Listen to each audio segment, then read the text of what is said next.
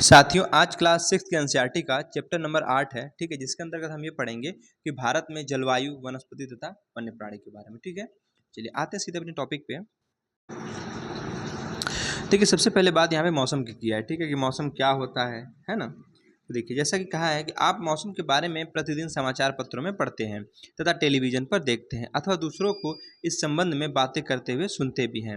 आप जानते हैं कि मौसम वायुमंडल में दिन प्रतिदिन होने वाला परिवर्तन है। कैसा? दिन प्रतिदिन। ठीक है, तो मौसम के बारे में क्या पता है कि वायुमंडल में दिन प्रतिदिन में होने वाला परिवर्तन है। ठीक है, अगर हम बात करें कि मौसम में देखिए और क्या क्या शामिल होता है, तो देखिए मौसम में तापमान, वर्षा तथा सूर्य का विकिरण इत्यादि शामिल होता है। ठीक, अगर हम बात करें उदाहरण के लिए, देखिए उदाहरण के लिए मौसम कभी गर्म या कभी ठंडा होता है। सीधी सी बात है, हमने नोटिस किया है कभी मौसम गर्म होता है, कभी ठंडा होता है। ठीक है, आगे कह रहा है कभी कभी आसमान में बादल छा जाते हैं तो कभी वर्षा होती है।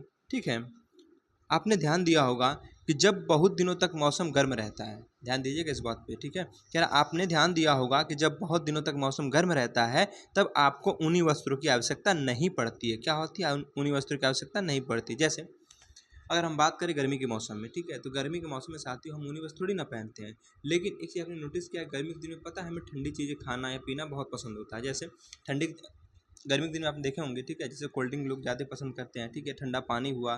लेकिन वहीं साथ ही इसका विपरीत कैसा होता है, देखिए जो सर्दी का मौसम होता है ना, उसमें हम लोग क्या करते हैं, ऊनी वस्त्रों का उपयोग करते हैं। ठीक है, और उसमें क्या होता है, हम गर्म चीज़ों को खाना पसंद करते हैं, है ना। जैसे आपकी गर्म गर्म चाय हुई, ठीक है, और उसके बाद फिर जो भी हमारे जो खाने जैसे गर्म गर्म होते हैं उन्हें खाना पसंद करते हैं शीत ऋतु में।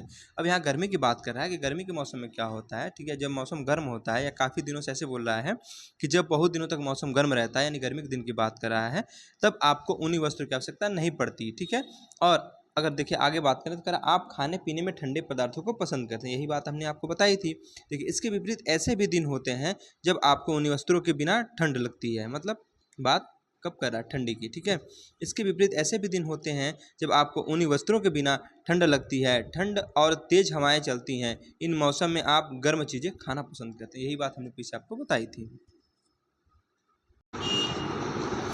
अब हम बात करेंगे भारत में प्रमुख मौसम की। ठीक है, देखिए भारत में प्रमुख मौसम होते हैं कौन कौन से। देखिए अगर हम बात करें साथ ही दिसंबर से फरवरी तक, ठीक है, तो दिसंबर से फरवरी तक कैसा मौसम होता है? ठंडी का मौसम होता है। ठीक है, या इसको ऐसे बोलेंगे सर्दी का मौसम होता है। देखिए अगर हम बात करें मार्च से मई तक, अब देखिए फरवरी के बाद क्या है? मार्च आया। अब मार्च से हम कहाँ तक चलेंगे? मई तक चलेंगे। ठीक है, तो मार्च से मई तक जो होता है साथियों ये गर्मी का मौसम होता है ना, गर्म मौसम।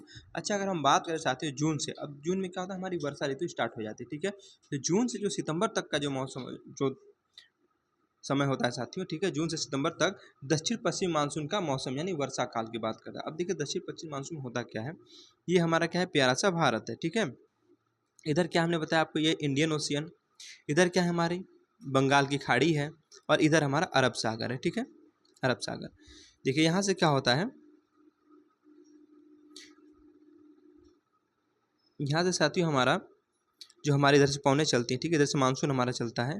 तो देखिए ये अगर हम बात करें इधर पे, तो इधर हमारा क्या है? दक्षिण है और इधर पश्चिम है, तो दक्षिण पश्चिम मानसून ये वाला होता है। ठीक है, और यहाँ आके साथी जो है ना, ये मानसून हमारा दो भागों में मतलब बढ़ जाता है। एक चला जाता है बंगाल की खाड़ी की तरफ, एक इधर निकल जाता है। ठीक है, तो वही बात यहाँ पे कह रहा है, ठीक है, कि जून से सितंबर तक दक्षिण पश्चिम मानसून का मौसम यानी वर्षा काल की बात कर रहा है। और अगर हम बात करें अक्टूबर से नवंबर तक, ठीक है, तो अक्टूबर और नवंबर में मानसून के लौटने का समय होता है। ठीक है, अक्टूबर और नवंबर में मानसून के लौटने का समय यानी शरद ऋतु।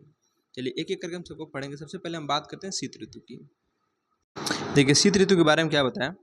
ठंडे मौसम में सूर्य की सीधे किरणें नहीं पड़ती हैं। ठीक है, क्या बोला इसने कि ठंडे मौसम में सूर्य की सीधी किरणें नहीं पड़ती। अच्छा साथियों एक बात बताइए, जब सूर्य की किरणें सीधी पड़ेंगी तो वहाँ पे गर्मी होगी, ठंडी तो होगी नहीं, है ना। तो यहाँ पे ये बोल रहा है कि ठंडे मौसम में सूर्य की किरणें सीधी नहीं पड़ती। ठीक है, चलिए आगे कहते हैं, आगे क्या कह रहा है? जिसके परिणाम स्वरूप उत्तर भारत का तापमान कम हो जाता है। राइट, अब हम बात करते हैं ग्रीष्म ऋतु की। गर्मी के मौसम में सूर्य की किरणें अधिकतर सीधी पड़ती हैं। ठीक है, देखिए यही बात हमने पीछे आपको बताई थी कि गर्मी के मौसम में सूर्य की जो किरणें हैं ना अधिकतर सीधी पड़ती हैं। तापमान बहुत अधिक हो जाता है। दिन के समय गर्म, ठीक है, दिन के समय गर्म एवं शुष्क पवनें बहती हैं। ठीक है, दिन के समय क्या होता है कि गर्म और शुष्क पवनें बहती हैं, जिसे लू कहा जाता है। ठीक है, क्या कहा जाता है? लू कहा जाता है। अब हम बात करेंगे साथियों दक्षिण पश्चिम मानसून की। ठीक है, हमने बताया था ना ये वाला जो हिस्सा है, जैसे ये आपका है, इधर जो मानसून आता है दक्षिण पश्चिम मानसून। ठीक है, क्योंकि यहाँ हमारा साउथ है, इधर हमारा वेस्ट है, ठीक है। तो ये दक्षिण पश्चिम मानसून आता है। देखिए बात करें दक्षिण पश्चिम मानसून की, या इसको हम वर्षा का मौसम कहते हैं, ठीक। देखिए यह मानसून के आने तथा आगे बढ़ने का मौसम है, ठीक है। यह मानसून के आने तथा आगे बढ़ने का मौसम है। इस समय पवन बंगाल की खाड़ी तथा अरब सागर से स्थल की ओर बहती है। हमने क्या बताया था कि इस समय पवन जो है बंगाल की खाड़ी तथा अरब सागर से स्थल की ओर बहती है। देखिए हम आपको कैसे बताए थे, समझिए। ये हमारा क्या है, भारत है। अभी हमने बताया आपको कि यहाँ पे हमारा इंडियन ओशन, हिंद महासागर है, और इधर हमारा क्या है, बंगाल की खाड़ी है, ठीक है, BOB, और इधर हमारा क्या है, अरब सागर। तो यहाँ पे यही कह रहा है कि इस समय जो है जो हमारा दक्षिण पश्चिम मानसून होता है, इधर हमारा क्या पश्चिम है, ठीक है, इधर हमारा वेस्ट है, इधर हमारा साउथ है। दक्षिण पश्चिम मानसून के साथियों हमारे जो मानसून होते हैं वो कहाँ जाते हैं, ठीक है, अरब सागर, ठीक है। इसमें क्या बोला था कि अरब सागर और बंगाल की खाड़ी से पौने कहाँ, स्थल की ओर जाती है, ठीक है, ऐसे। तो इसमें बोला था कि यह मानसून के आने तथा आगे बढ़ने का मौसम है। इस समय पवन जो है बंगाल की खाड़ी तथा अरब सागर से स्थल की ओर बहती है। अब देखिए ये इधर ही जाएगी ना अपना, ठीक है, इधर ही मानसून जा रहा है। तो अरब सागर और बंगाल की खाड़ी की तरफ से मानसून कहाँ जा रहा है, स्थल के साइड जा रहा है, ठीक है। वे अपने साथ नमी भी लाती हैं। कौन, जो दक्षिण पश्चिम मानसून होती है, ठीक है। जब ये पवन पहाड़ों से टकराती हैं तब वर्षा करा देती है, ठीक है, तब क्या करती हैं, वर्षा कराती हैं। आइए चलते हैं अगले पॉइंट पे। अब देखिए बात करेंगे मानसून के लौटने का मौसम, या इसको हम शरद ऋतु के नाम से जानते हैं। देखिए इस समय पवन जो है स्थल भागों से लौटकर बंगाल की खाड़ी की ओर बहती हैं। अब ध्यान दीजिएगा, ये हमारा भारत है, ठीक है।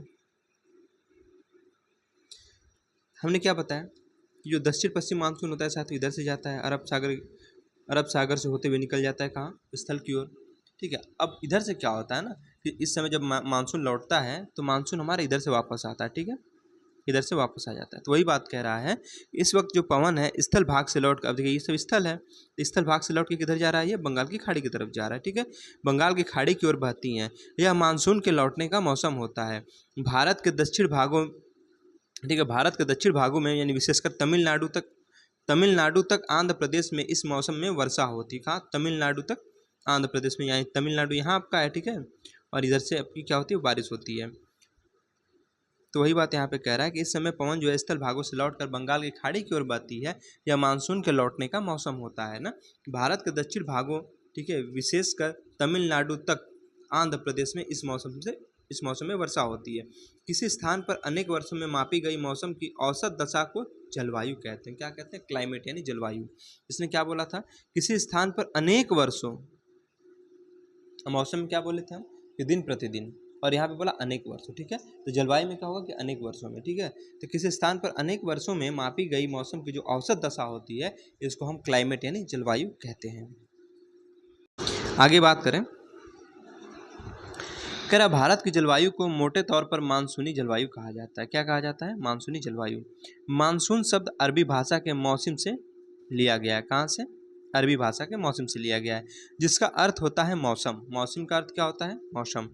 भारत की स्थिति उष्णकटिबंध में होने के कारण अधिकतर वर्षा मानसूनी पवनों से होती है, ठीक है।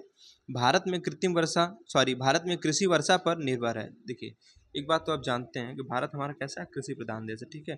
तो भारत में इसने क्या बोला है कि जो कृषि है ना वो वर्षा पर डिपेंड होती है, ठीक है। जैसे मान लीजिए अब क्या हमारे यहाँ क्या है कि जैसे बारिश का मौसम आया, ठीक है, उसमें हमारे यहाँ लोग क्या करते हैं, धान की खेती करते हैं। क्यों करते हैं, क्योंकि देखिए धान को ज़्यादा पानी चाहिए होता है, ठीक है, और वर्षा ऋतु में काफ़ी पर्याप्त मात्रा में बारिश हो जाती है, तो हमारे धान को क्या होता है, पानी मिल जाता है वहाँ पर, ठीक है। तो वही बात यहाँ पे कह रहा है कि भारत में कृषि जो है वर्षा पर डिपेंड होती है। अच्छे मानसून का मतलब देखिए, अच्छे मानसून का मतलब है पर्याप्त वर्षा तथा प्रचुर मात्रा में फसलों का उत्पादन, ठीक है। तो अच्छे मानसून का मतलब क्या साथियों, कि पर्याप्त वर्षा तथा प्रचुर मात्रा में फसलों का उत्पादन। देखिए जब पर्याप्त वर्षा होगी तो हमारी फसलें भी तो अच्छी होंगी ना। आगे कह रहा है, किसी स्थान की जलवायु उसकी स्थिति, ऊंचाई, समुद्र से दूरी तथा उच्चावच पर निर्भर करती है, ठीक है। किसी स्थान की जलवायु के बारे में क्या बोला है कि किसी स्थान की जो जलवायु है ना उसकी स्थिति, ऊंचाई और समुद्र से दूरी तथा उच्चावच पर डिपेंड करती है, ठीक है। इसलिए हमें भारत की जलवायु में क्षेत्रीय विभिन्नता का अनुभव होता है। किसका, क्षेत्रीय विभिन्नता का। आगे बात करें, कह रहा राजस्थान के मरुस्थल में स्थित जैसलमेर तक तथा बीकानेर बहुत गर्म स्थान है। इसने क्या बोला कि राजस्थान के मरुस्थल में स्थित जैसलमेर तथा बीकानेर बहुत गर्म स्थान है, ठीक है। आगे बात करें, कह रहा है जबकि जम्मू तथा कश्मीर के द्रास एवं कारगिल में बर्फीली ठंड पड़ती है। क्या पड़ती है? बर्फीली ठंड पड़ती है ना। तटीय क्षेत्र जैसे मुंबई तथा कोलकाता की जलवायु मध्यम है। किसकी? मुंबई और कोलकाता की। यहाँ पर न ज़्यादा ठंडी न ज़्यादा गर्मी, ठीक है। वे न ही अधिक गर्म है और न ही अधिक ठंडे। देखिए यही बात बोला है नीचे। समुद्र तट पर होने के कारण ये स्थान बहुत अधिक आर्द्र होते हैं। कैसे हैं? बहुत अधिक आर्द्र है, ठीक है। विश्व में सबसे अधिक वर्षा जो है मेघालय में स्थित मासिन डाम में होती है, जबकि किसी किसी वर्ष राजस्थान के जैसलमेर में वर्षा होती ही नहीं है। इसने वर्षा के बारे में क्या बताया कि विश्व में सबसे अधिक जो वर्षा है ना, वो मेघालय में स्थित मानसिन डाम में होती है, जबकि किसी किसी वर्ष राजस्थान के जैसलमेर में वर्षा होती ही नहीं है, ठीक है। अब हम बात करेंगे प्राकृतिक वनस्पतियों के बारे में। अगला पॉइंट है प्राकृतिक वनस्पति। देखिए हम अपने चारों तरफ विभिन्न प्रकार का पादप जीवन देखते हैं, ठीक है। हरे घास वाले मैदान में खेलना कितना अच्छा लगता है।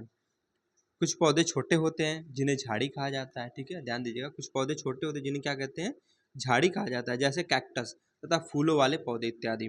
इसके अतिरिक्त बहुत से लंबे वृक्ष होते हैं, उनमें से कुछ में बहुत शाखाएं तथा पत्तियां होती हैं, जैसे नीम, आम, ठीक है।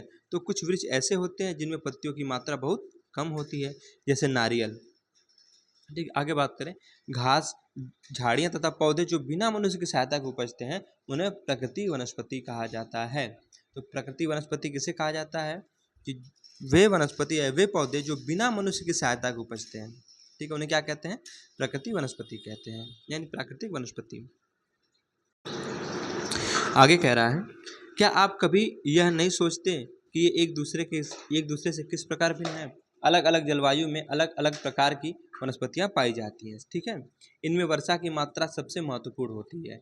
जलवायु की विभिन्नता के कारण भारत में अलग अलग तरह की वनस्पतियां पाई जाती हैं, है ना। चलिए आगे हम बात करेंगे कि हमें वनों की आवश्यकता क्यों है। अगला टॉपिक क्या हमारा है कि हमें वनों की आवश्यकता क्यों है। देखिए वन हमारे लिए बहुत ही लाभदायक है, जैसा कि हम सब लोग जानते हैं। ये विभिन्न कार्य करते हैं। पेड़ पौधे ऑक्सीजन छोड़ते हैं, ठीक है, जिसे हम सांस के रूप में लेते हैं, तथा कार्बन डाइऑक्साइड को ग्रहण करते हैं। जैसे क्या होता है कि हम ऑक्सीजन को लेते हैं और बदले में क्या करते हैं? कार्बन डाई छोड़ देते हैं।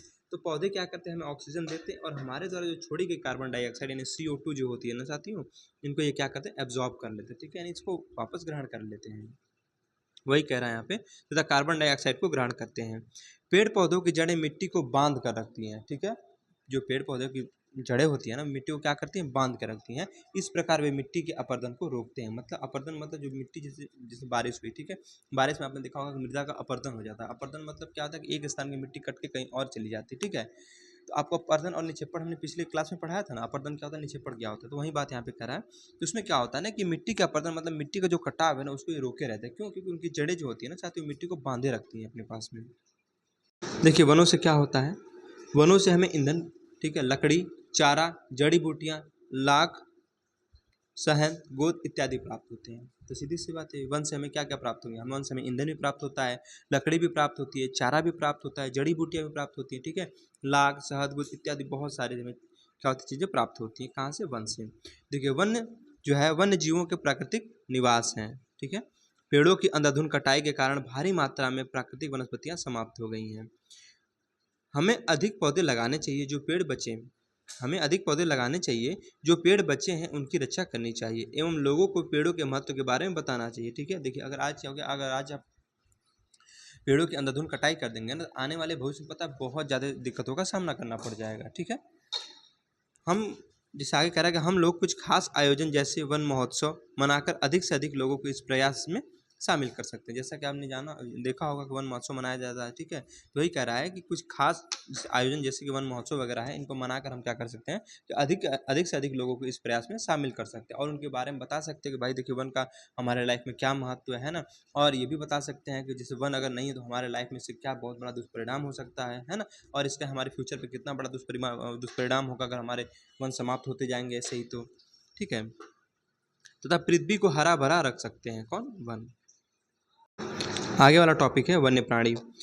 वन विभिन्न प्रकार के वन्य जीवों का निवास होता है, ठीक है। वन क्या होता है कि विभिन्न प्रकार के वन्य जीवों का निवास होता है। वनों में जंतुओं की हजारों प्रजातियां तथा बड़ी संख्या में विभिन्न प्रकार के सरीसृपों यानी जो रेप्टाइल्स, उभयचरों, पक्षियों, स्तनधारियों, कीटों तथा कृमियों का निवास होता है, राइट। इसने क्या बोला है कि वन जो है विभिन्न प्रकार के वन्य जीवों का निवास होता है। ठीक है, वनों में जंतुओं की हजारों प्रजातियां तथा बड़ी संख्या में विभिन्न प्रकार के सरीसृप, जिसको हम रेप्टाइल्स कहते हैं, उभयचरों, पक्षियों, स्तनधारियों, कीटों तथा कृमियों का क्या होता है, निवास होता है। कहाँ पे, वन में होता है। आगे बात कर रहा है बाघ की। बाघ हमारा राष्ट्रीय पशु है। ठीक है, यह देश के विभिन्न भागों में पाया जाता है। गुजरात के जो गिर है ना, ठीक है, गुजरात के गिर वन में एशियाई शेर का निवास है। ये तो वनडे एग्जाम में बहुत ज़्यादा पूछा जाता है। हाथी तथा एक सींग वाले गैंडे असम के जंगलों में घूमते हैं। हाथी केरल एवं कर्नाटक में भी मिलते हैं।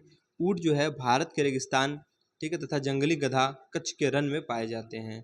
तो जंगली गधा कहाँ पाए जाते हैं, कच्छ के रन में, और ऊँट रेगिस्तान में। ठीक है, जंगली बकरी, हिम तेंदुआ, भालू इत्यादि मेघालय के क्षेत्र में पाए जाते हैं। इसने क्या बोला, जंगली बकरी, हिम तेंदुआ और भालू ये सब कहाँ पाए जाते हैं, हिमालय के क्षेत्र में पाए जाते हैं। राइट, इनके अतिरिक्त बहुत से दूसरे जानवर जैसे बंदर, शियार, भेड़िया, नीलगाय, चीतल इत्यादि भी हमारे देश में पाए जाते हैं।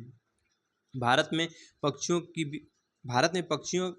की भी ऐसी ही प्रचुरता है। मोर हमारा क्या है, राष्ट्रीय पक्षी है। ठीक है, मोर हमारा राष्ट्रीय पक्षी है। भारत में पक्षी तोता, मैना, कबूतर, बुलबुल तथा बत्तख इत्यादि हैं। अन्य बहुत सारे राष्ट्रीय पक्षी उद्यान हैं जो पक्षियों को उनका प्राकृतिक निवास प्रदान करते हैं। उद्यान शिकारियों से पक्षियों की रक्षा करते हैं। ठीक है, उद्यान जो होता है ना साथियों, ये क्या करते हैं कि शिकारियों से पक्षियों की रक्षा करते हैं। क्या आपने अपने क्षेत्र में पाए जाने वाले 5 पक्षियों के नाम बता सकते हैं? छोड़िए इसी को, आगे हम बात करते हैं। आगे कह रहा है कि भारत में सांपों की सैकड़ों प्रजातियां पाई जाती हैं। उनमें कोबरा एवं करैत प्रमुख है। ठीक है, ये तो कहीं भी निकल जाते हैं।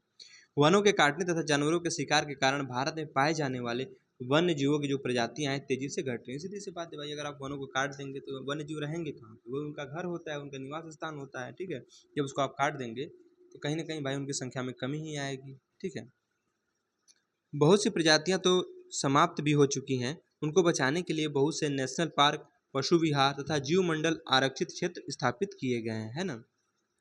सरकार ने हाथियों तथा बाघों को बचाने के लिए बाघ परियोजना एवं हस्ती परियोजना जैसे परियोजनाओं को शुरू किया है। क्या आप भारत के कुछ, ये तो ऐसे होमवर्क दिया, छोड़िए इसी को। आगे कह रहा है, आप वन्य जीवों के संरक्षण में भी अपना हाथ बटा सकते हैं। आप जानवरों के शरीर के विभिन्न अंगों जैसे हड्डी, सींग तथा पंख से बने पदार्थों को खरीदने से इनकार कर सकते हैं। ठीक है, प्रत्येक वर्ष हम लोग अक्टूबर के पहले सप्ताह को वन्य जीव सप्ताह के रूप में मनाते हैं। किसको, अक्टूबर के पहले सप्ताह को। ठीक है, ताकि वन्य जीवों के निवास को संरक्षित रखने के लिए जागरूकता लाई जा सके, है ना।